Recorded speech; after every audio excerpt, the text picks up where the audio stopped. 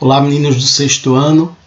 Essa será a nossa ferramenta de encontro, certo? Eu vou estar colocando esses vídeos lá no blog e vou estar fazendo uma live ao vivo lá em meio ao YouTube 8h30 da manhã, para vocês estarem tirando as suas dúvidas. Nós vamos começar falando sobre separação de misturas, mas antes é preciso recapitular aquela questão de matéria. Não sei se vocês lembram, começamos estudando átomo, né, o que era átomo, e vimos que toda matéria é composta de átomo. Vimos algumas características, que a matéria ela é indestrutível, que existiam essas teorias, né? E vimos também sobre a questão da transformação dessa matéria, que a depender, nós chamamos, né, no caso aí, de transferências físicas, né? Na verdade, nós vamos começar a aprender hoje sobre essa questão de separação de misturas, mas antes é preciso você ver essa transformação física, como o estado físico da matéria, tá? E nós vamos assistir uma teleaula agora falando sobre isso, sobre essas substâncias, será do telecurso, depois eu volto para a gente falar sobre decantação, filtração e todos esses processos. Lembrando que quando a gente voltar às aulas presenciais, nós vamos estar fazendo essas experiências dentro da sala de aula, tá? Vocês não vão sair no prejuízo. Vamos assistir esses vídeos para logo a gente voltar a estudar a separação.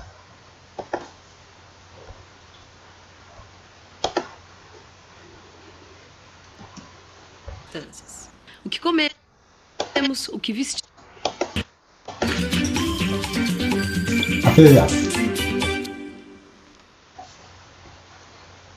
Atenção! Começa agora uma teleaula de Ciências do Ensino Fundamental.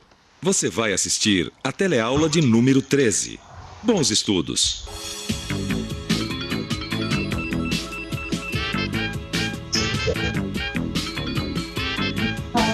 Nas últimas teleaulas vimos que tudo é formado por substâncias ou uma mistura de substâncias. O que comemos, o que vestimos e tudo o que nos cerca é formado por uma combinação das substâncias. Isso inclui o ar que respiramos.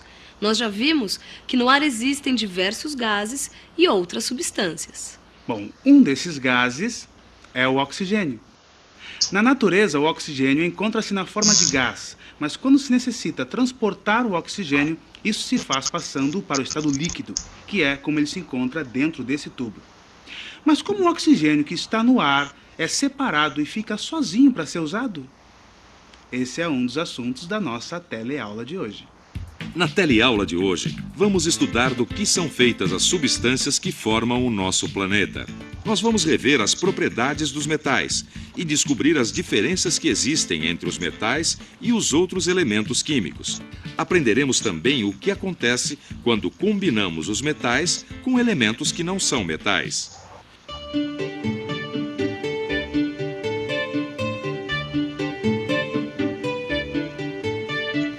Acho que dessa vez eu não vou poder te ajudar não, Rosita. Não fala uma coisa dessa, Arnaldo. Sempre que tem problema em casa, você vem e dá um jeito. Mas é que tem alguns concertos que precisam das ferramentas certas. Quer dizer que eu perdi meu companheiro de cozinha? Como é que eu vou fazer agora, cozinhar, ouvindo música? Calma que não é pra tanto. Eu acho que é só soldar esses fios aqui, ó. Soldar um fio? Como é isso? Soldar é como colar o fio de volta. Só que a gente tem que juntar as partes que estão separadas com um pedaço de metal derretido. Mas como é que a gente faz para derreter um fio de metal? Eles não têm ponto de fusão alto? Nem todos. Para soldar, se usam metais que tenham pontos de fusão não muito alto. E eles podem estar misturados. Quer dizer que, com um ponto de fusão menor, o metal que a gente usa para grudar as partes que estão separadas derrete mais fácil, certo? Mas bem rapidamente ele volta a ficar sólido. É só esfriar um pouco que ele fica sólido de novo. Mas se ele derrete e depois fica sólido de novo, não acontece como os fusíveis que param de funcionar quando atingem seu ponto de fusão? Não. No fusível, o metal está em uma posição que, quando ele derrete, ele não se solidifica como ele estava anteriormente. Normalmente, ele se solidifica em duas partes separadas. E é essa separação que impede a passagem de eletricidade. Quando a gente usa o fio de solda, o que se faz é justamente colocar metal derretido de uma forma que ele junte as partes que estão separadas. E no caso aí do meu rádio, se o metal da solda for diferente dos metais que ele está juntando, meu rádio vai continuar funcionando? Vamos pensar um pouco? Vamos pensar um pouco. Os fios de solda mais comuns são feitos de uma mistura de estanho e chumbo, ou seja, são feitos de metais. Todos os metais são excelentes condutores de eletricidade. Quando a eletricidade precisa percorrer um caminho dentro de um circuito, como um rádio, ela o faz através de contatos metálicos. Ao soldar um pedaço de metal que está partido, o que se faz é consertar o caminho que estava danificado. E aí, Arnaldo? Como é que tá o rádio? Eu estou procurando as ferramentas aqui. Eu acho que é só soldar os dois fios que o rádio volta a funcionar. Ainda bem que o fio de solda derrete fácil e também fica sólido rápido. É, mas no caso do rádio, a solda faz mais do que apenas grudar as partes. Como assim? A solda dos fios serve para unir as partes e também garante a passagem da eletricidade, mesmo que a solda se superaquecer e se tornar líquida. Mas como? O metal líquido também conduz eletricidade? O fato de estar em estado líquido não altera a capacidade dos metais de conduzir eletricidade. Ao atingirem seus altos pontos de fusão, os metais simplesmente mudam seu estado físico, mas mantêm muitas de suas propriedades.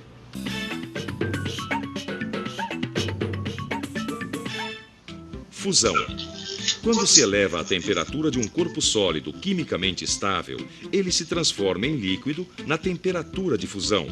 A fusão é a mudança do estado sólido em líquido. Quer dizer que os metais podem passar para o estado líquido e continuam metais. Mas são só os metais que ficam líquidos quando são aquecidos? Não, isso é algo que acontece com os sólidos de uma maneira geral. Mas eu posso obter líquidos também através de resfriamento. Se eu tiver um gás ou uma mistura de gases, eu posso conseguir líquidos. É por isso que, para obter oxigênio líquido, como o que se encontra dentro desse tubo, é preciso resfriar o ar até quase menos 220 graus Celsius. Quando o ar atinge essa temperatura, uma das substâncias que a compõe, e somente ela, o oxigênio, passa para o estado líquido. Se continuarmos a baixar ainda mais a temperatura, outras substâncias que formam o ar também passarão para o estado líquido. Isso mostra de maneira bastante clara que o ar é composto por uma mistura de substâncias e cada uma delas é formada por um ou mais elementos químicos. Posso te fazer uma pergunta? Você sabe o que é isso aqui? Não. A gente geralmente estuda nas aulas de química, né? Mas nem me pergunte como que funciona, porque eu já não sei mais, não tenho a menor ideia. Já lembro de ter visto em algum lugar, mas não sei bem o que é, não. Vocês sabem o que é isso aqui? Uma tabela periódica.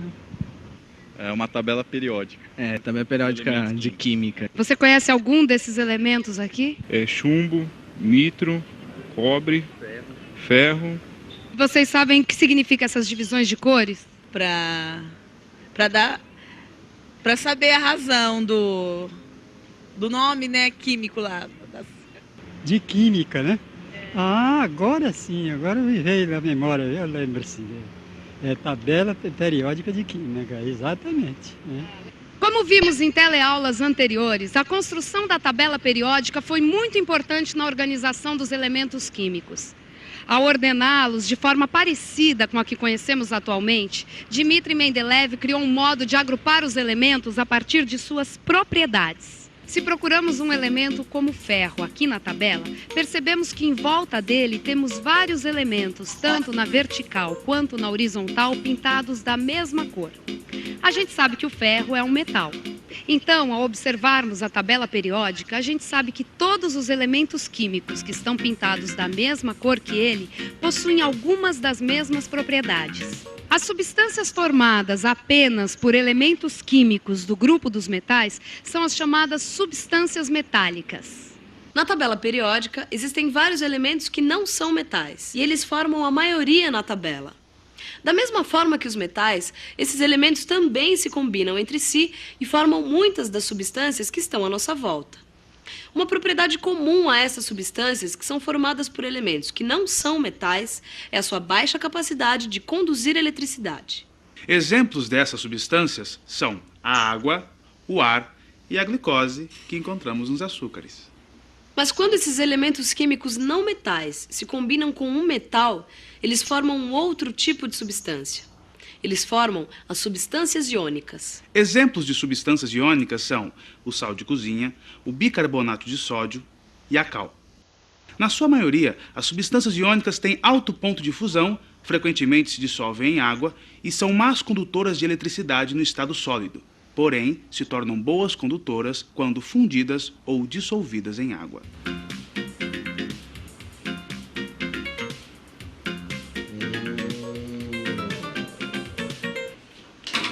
Quer dizer que se eu colocar sal dentro dessa água, ela vai ficar boa para conduzir eletricidade? Impressionante, né? E como isso é possível? A água é uma substância e o sal é outra substância. Essa nova mistura vai ter propriedades diferentes. Inclusive essa de conduzir eletricidade. Bom, agora que eu já terminei o concerto do rádio, você vai poder ouvir música novamente enquanto prepara a comida. Acho bom.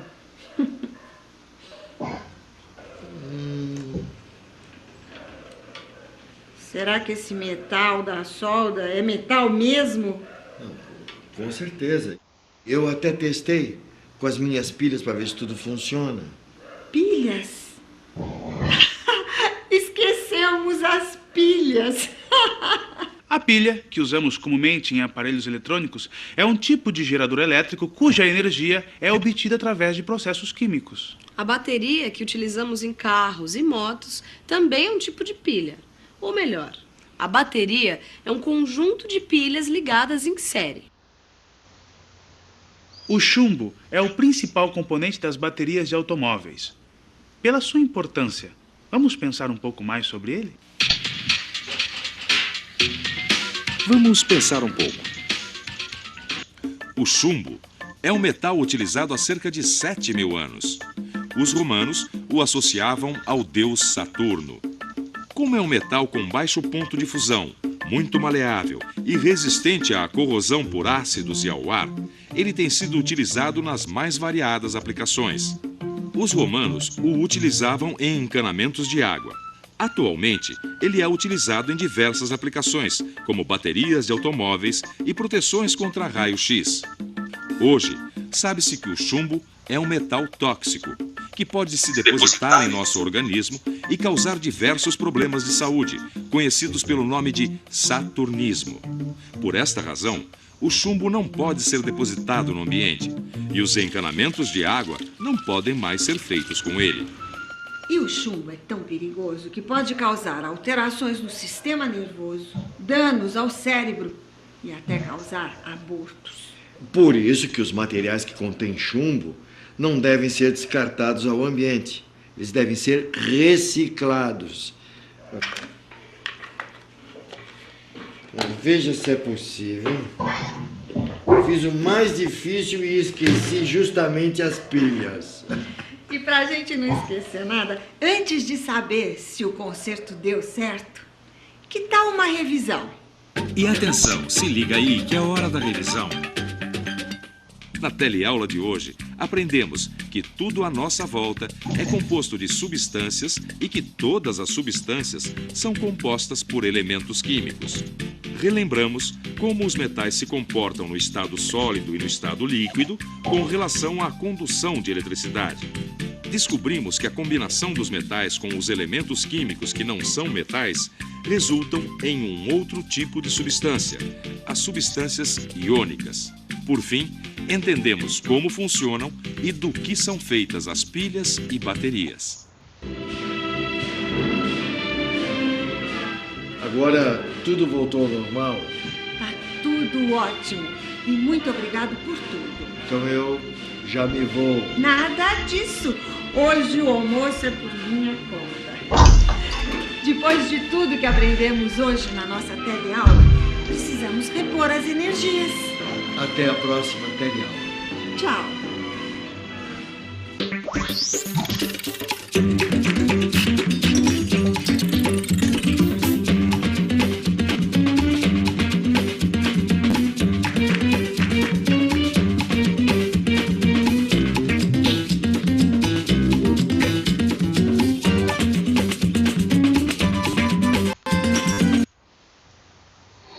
Bom, aí foi a nossa teleaula, certo? Espero que vocês tenham aprendido algumas coisas relacionadas a isso. Vamos trabalhar agora a separação de misturas, certo?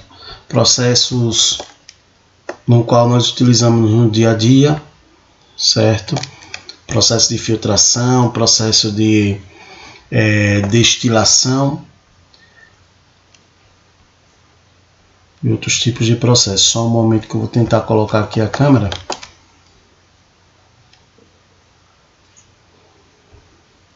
Vou dar aqui uma pausa.